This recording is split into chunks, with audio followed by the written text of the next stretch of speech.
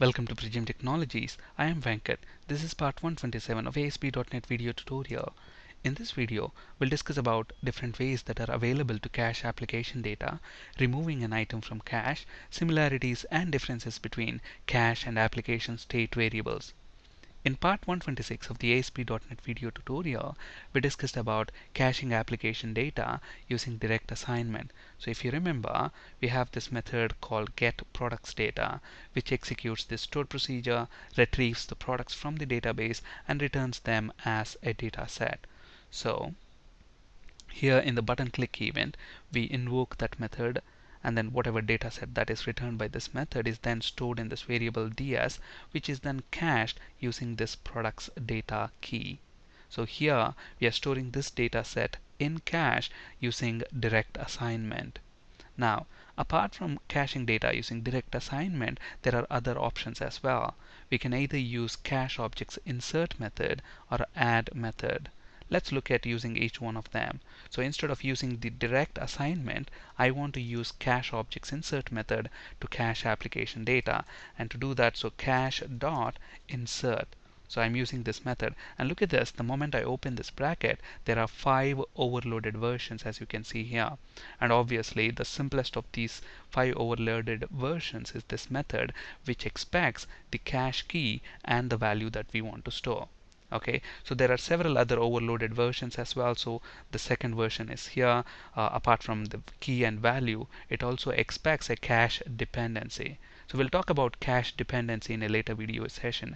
Basically, cache dependency means, obviously, when you have data that is stored in the cache, if it is dependent on a data source, and if the data in that source changes, I want to obviously refresh the data that's present in my cache. Okay, so I can do that using this cache dependency object. We'll talk about this in a later video session.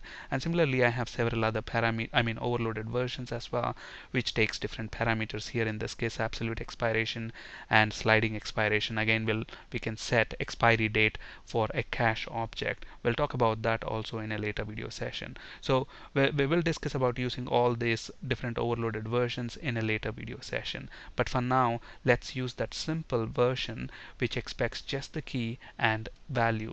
So here the key is going to be the same one, products data, and the value, look at this, this is very important. The data type of the value that we want to cache is object, meaning you can store anything in the cache object. Okay, here I want to store data set, so I specify ds. So I save that and run my application. Obviously here we haven't changed the functionality in any way. It is just that instead of using direct assignment to store the data set in the cache object, we are using the cache objects insert method. And if you remember here, we have this sp get products method, which basically is blocking the execution of the store procedure for 5 seconds. Instead of that, I'm going to update that to 1 second just to save some time. Okay, so obviously now when I click that, the data should be returned in less than a second, and you can see that it took 1 second and it loaded the data from database. I click this again, we get that data set from cache object, and obviously 0 seconds load time there. Okay, alright, so we have just seen how to use the cache objects insert method. Now let's see how to use the other option, which is using the cache objects add method. So cache dot add. Now look at this, cache objects add method does not have any overloads, meaning we have to supply values for all these parameters. Okay, now obviously the first parameter is the key. In our case, the key is going to be products data, so let's copy and specify the key there. And then the next parameter is obviously the value. The value is again data set. And look at the third parameter, cache dependency. For now, let me just pass null for cache dependency. And then we have to specify absolute expiration. Now, if you don't want to specify absolute expiration, look at here what it says. You can specify if you are using sliding expiration, the absolute expiration parameter must be system.web.caching.cache.no absolute expiration. Okay, now I don't want to specify any absolute or sliding expiration, so for this parameter for now I'm going to say no absolute expiration. Let's use that system.web.caching on top so that we don't have to type the entire fully qualified namespace every time. So system.web.caching. So here we need to specify no sliding expiration, which is present in the cache class. So cache class dot no sliding expiration, no absolute expiration here, and then we need to specify no sliding expiration because I don't want to specify any sliding expiration at the minute. So now no sliding expiration. And cache item priority, we'll talk about cache item priority in a later video session as well. So for now I'm going to specify cache item priority dot default, and then finally cache item removed callback delegate. Now for this at the moment I'm going to pass null. Okay, so if you look at this method again, we are simply caching here the data set using this products data. All the other parameters I have set them to their defaults. Now so this line again is equivalent to any of these. Okay, so obviously now if I run this, behavior is not going to change in any way except that now we are using cache objects add method. Okay, so the behavior is the same. Alright, another important thing is that we have to be extremely cautious when dealing with cache keys. Assigning a value to a cache key that is already being used will silently override the existing value without any warnings whatsoever. Meaning, let's say for example in the page load, I'm trying to store an item in the cache. Let's say in page load I'm setting cache of my key is equal to value 1. And when I click the button, let's actually comment this here in the button click event for the time being. Okay, let's say in the button click event I'm just changing that cache of my key to value 2. Now look at this. In the page load event, which happens before button click, you're setting that key to value 1, and in the button click event you are changing it to value 2, in the sense you are assigning a different value to that key. So what happens to value 1? It gets silently overwritten. So if that's your intention, then that's fine, but if it happens unintentionally or accidentally, then you will lose the value that is already present in the key. So just be a little cautious when dealing with these cache keys.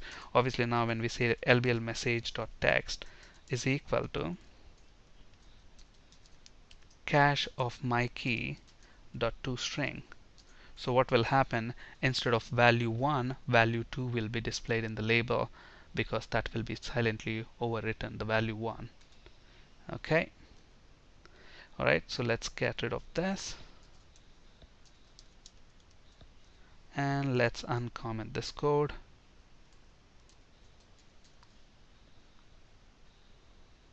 And let's get rid of this line. Alright. And to remove an item from cache explicitly, so if we want to remove the cached item explicitly, we can use cache objects remove method. So obviously if I want to remove an item with key my key, I simply say cache.remove. Let's say for example on this web form, let's have another button here, and obviously when I click that button I want to remove the cache object. So cache dot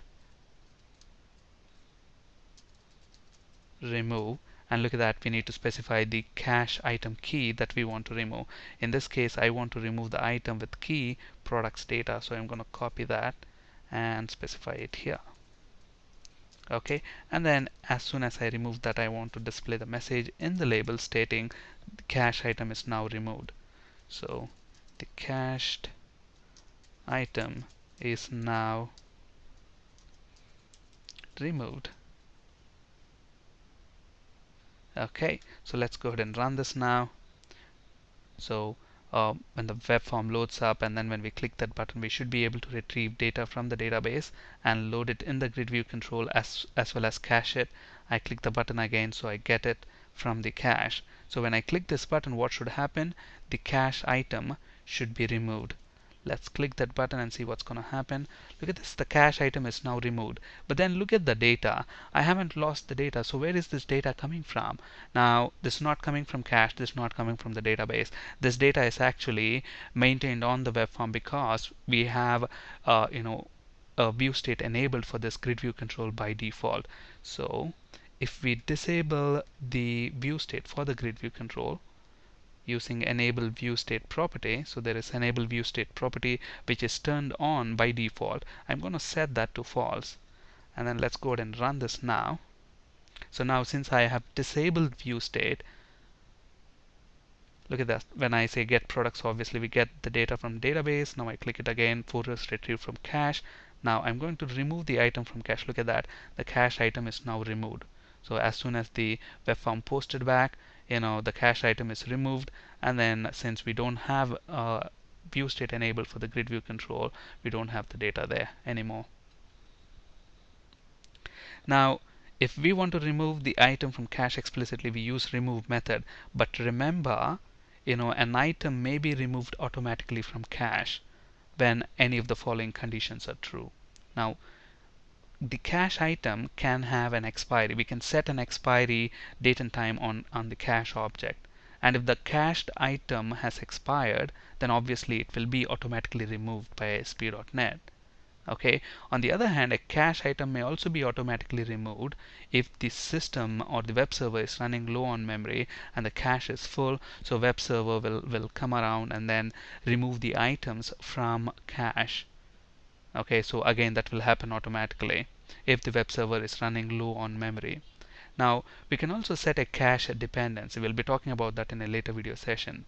So when there is a cache dependency established, and then the item that the cache object is dependent on has changed, obviously we need to refresh the cache, or we can specify what to do.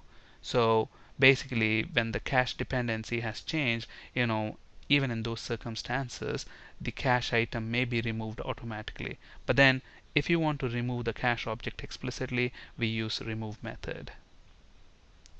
In a way, cache object is actually similar to application state. In fact, this is a common interview question as well. What is the similarity between application state variables and cache objects?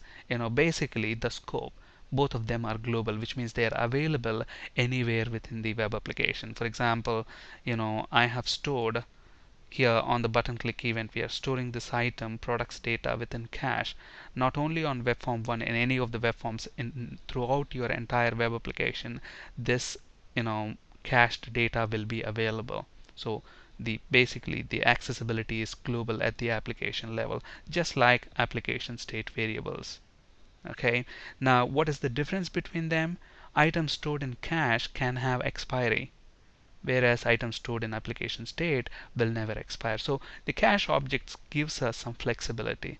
You can specify expiration time, but whereas with application state variables we cannot do that. So those are the similarities and differences between cache and application state variables. On this slide you can find resources for ASP.NET, C# and SQL Server interview questions. That's it for today. Thank you for listening. Have a great day.